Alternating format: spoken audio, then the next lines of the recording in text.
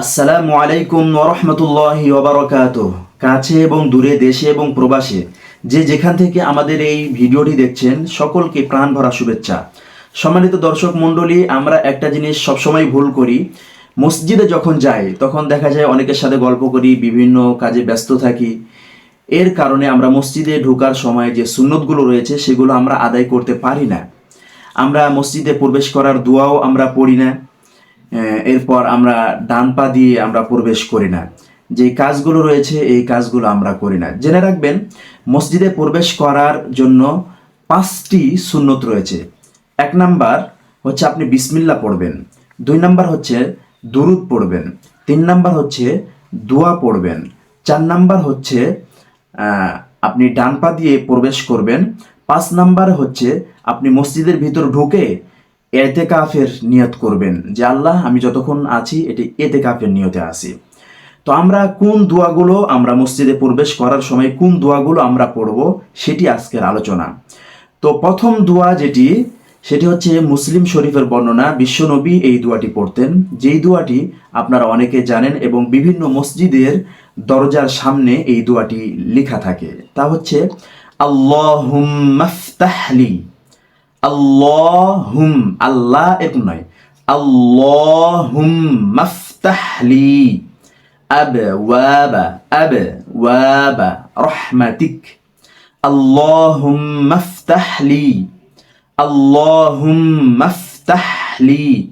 অনেকে মাফতাহলি, লাহ তাহ এরকম হবে না, তাহলি এখানে একালিফ টান হবে। আল্লাহুম্মা ফতাহলি আবওয়াবা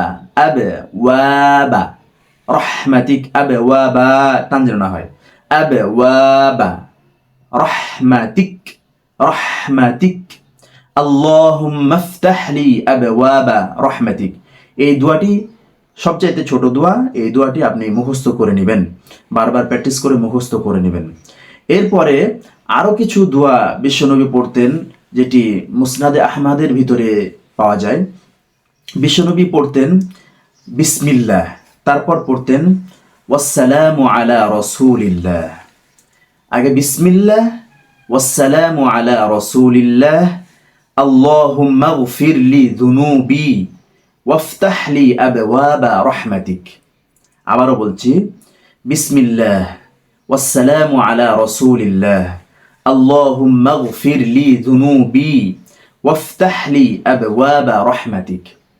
এবং বিশ্বনবী আরও একটি দোয়া পড়তেন, যেটি আবু দাউদ শরীফে বর্ণিত হয়েছে। আউযু বিল্লাহিল আযীম, আউযু বিল্লাহিল আযীম ওয়া বিওয়াজহিহিল কারীম ওয়া সুলতানিহিল কদীম মিনাশ শাইতানির রাজীম।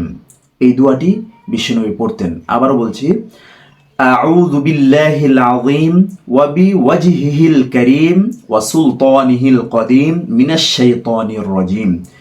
এই তিনটি দোয়া আপনি পড়তে পারেন, বা তিনটি দোয়ার যে কোনো একটি আপনি পড়তে পারেন।